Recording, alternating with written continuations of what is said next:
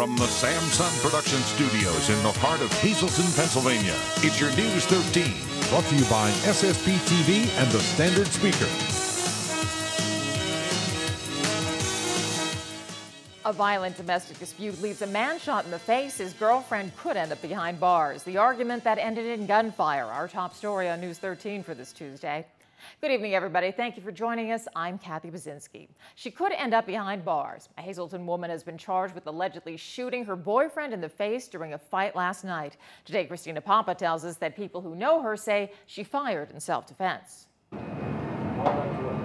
This woman could be spending time behind bars after she allegedly shot her boyfriend in the face during an argument in their home in Hazleton last night. They've been fighting for the past couple of days.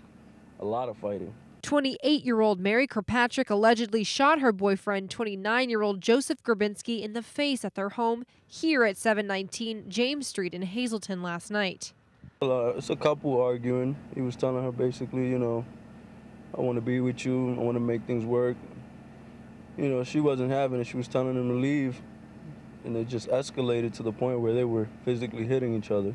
Police tape surrounded the couple's home today as state and local police searched the location for evidence. Yeah, they only been there a couple weeks, maybe a month, if that.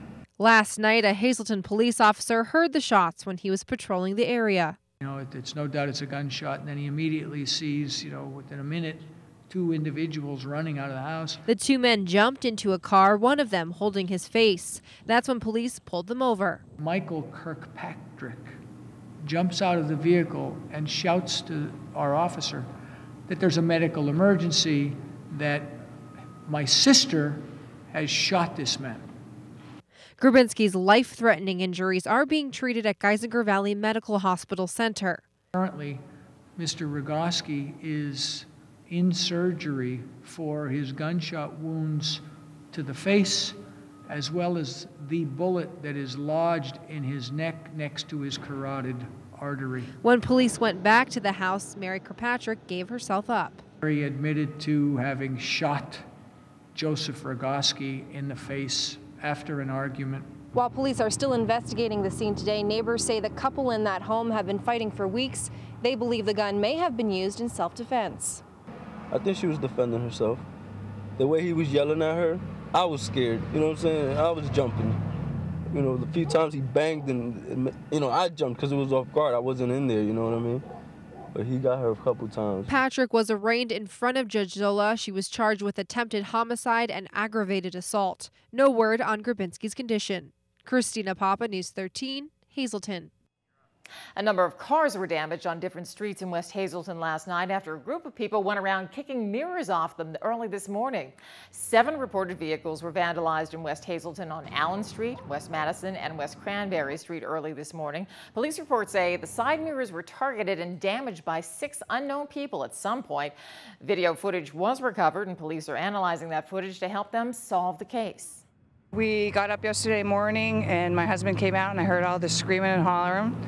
And he looked, and someone kicked his mirror on his truck and broke the mirror, and the back of the mirror got kicked off.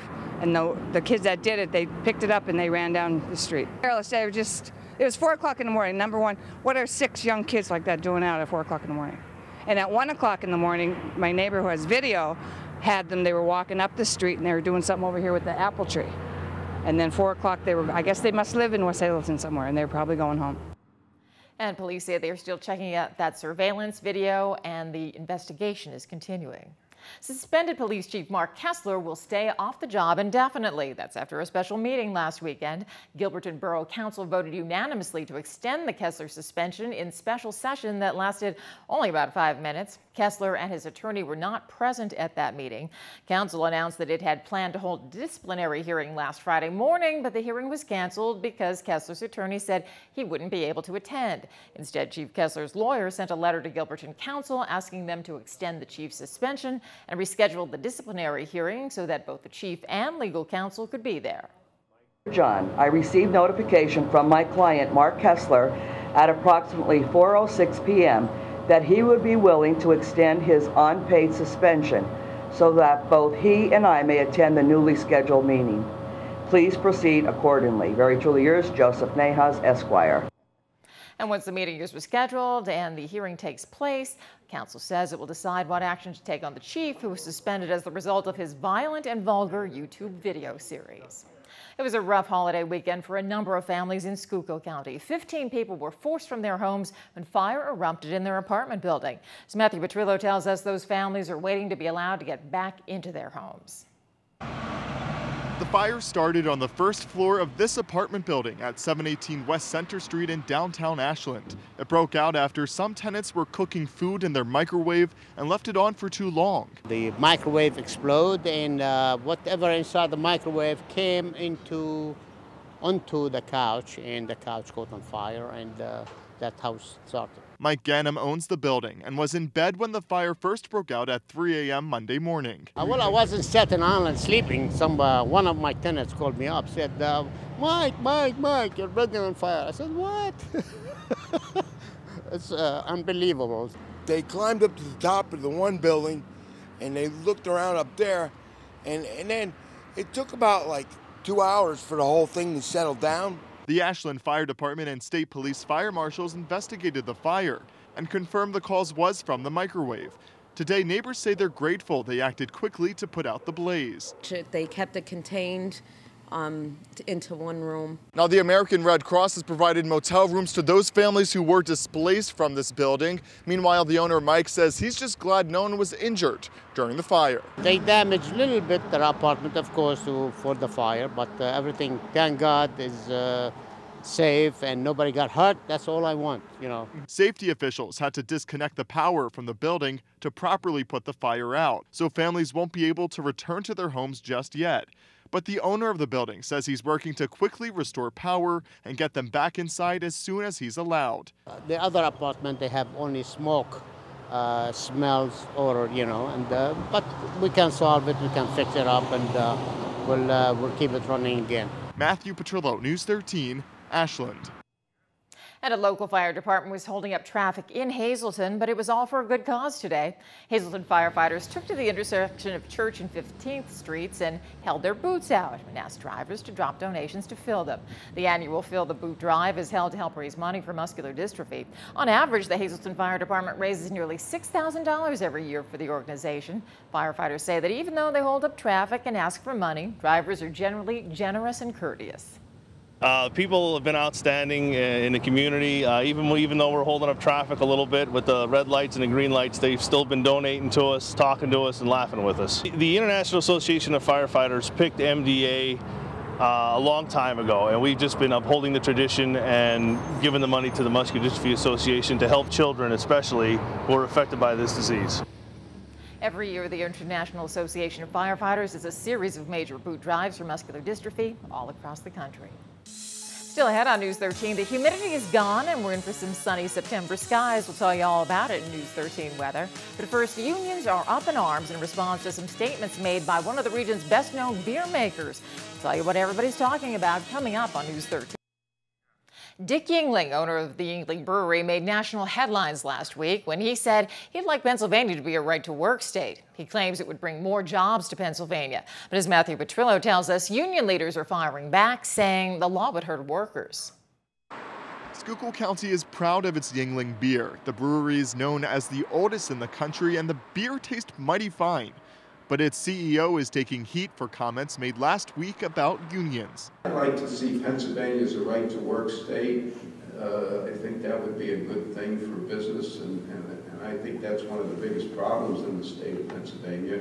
Dick Yingling, who is Schuylkill County's only billionaire, says the state's economy is floundering when it shouldn't be, partly because of unions. You get businesses in here, and I think a lot of them shy away because of, you know, what you run into when you come into this state and have to join a union. Yingling is the fifth-generation owner of the brewery that bears his name, and the lager is often perceived as a working-class beer.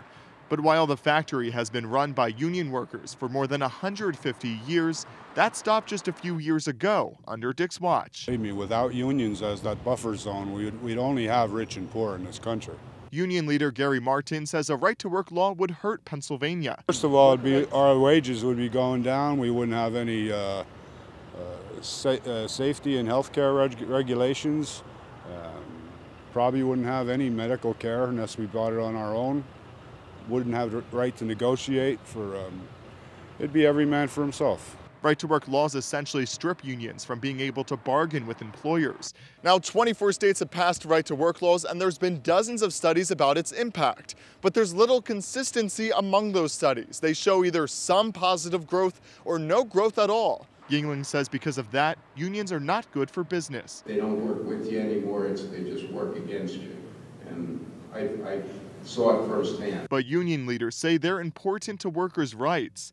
They say if the law is ever passed in Pennsylvania, the name should be changed to the Right to Work for Less law. If you don't like to work union, you don't want to belong to a union, the real right to work is not to work there.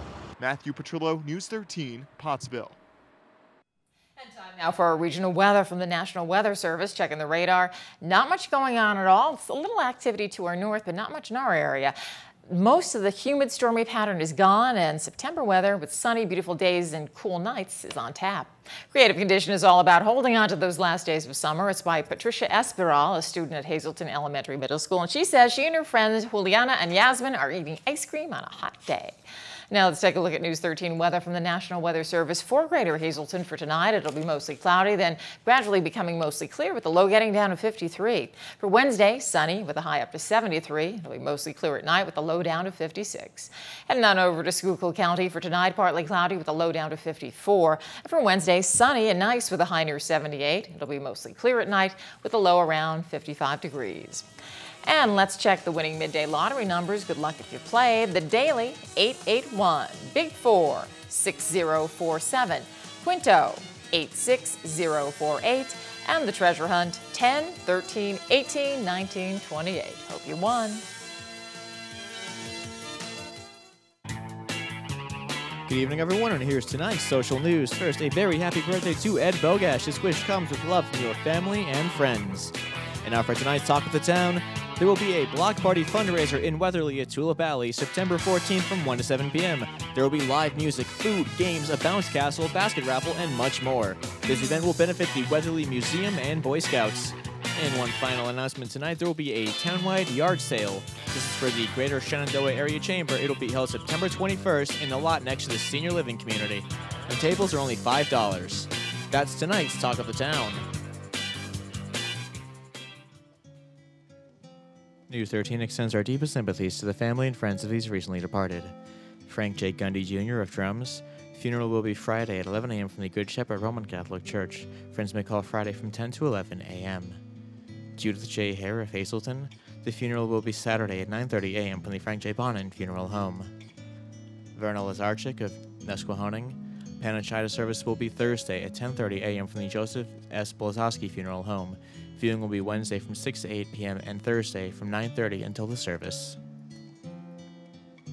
Eric John Eidelman of Hazleton. Funeral will be Friday at 9:30 a.m. from the Frank J. Bonin Funeral Home.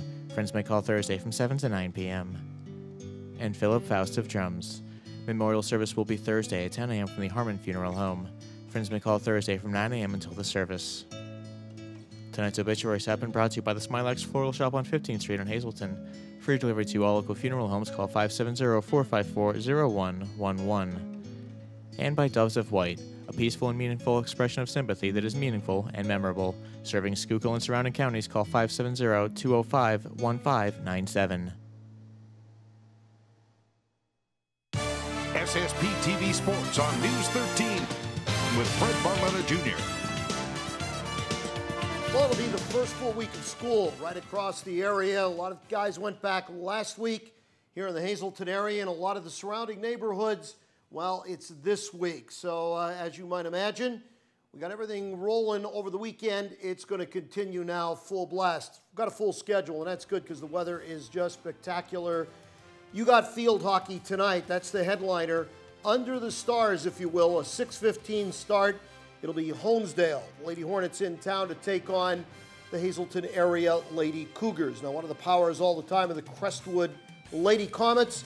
They're on the road at Del Val after winning their opener. So that's what we've got in Wyoming Valley Conference field hockey. On the links, Hazleton travels up to Tunkhannock. Crestwood goes to Pittston. And there you see in the Schuylkill League, Marion and Blue Mountain. Home matches in golf today. Boys varsity soccer, Coughlin will visit Crestwood, Hanover and MMI square off, and in non-league competition, it'll be the Hazleton area Cougars. They're traveling up to take on the Mounties of Stroudsburg High School. Girls soccer, Dallas and Hazleton, MMI and Hanover, North Schuylkill, Blue Mountain, Tamaqua, Pottsville is what we're looking at.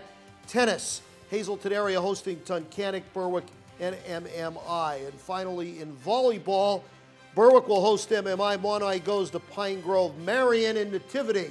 That's always a showdown when it comes to girls volleyball. We got round one early this year. Pottsville and Tamaqua will play at Tamaqua. Now, in minor league baseball, the Rail Riders saw their season come to an unceremonious end yesterday as Rochester scored 9 runs in the very first inning and put an end to the Rail Riders' first season. I guess that's kind of the way the season went for Scranton Wilkes-Barre. Oh, incidentally, with the win, Rochester wins the wild card spot, and they will go into the Governor's Cup play, so it'll be not only Pawtucket, but also Rochester out of that division. So we'll tell you more about the Governor Cup playoffs as they get fired up.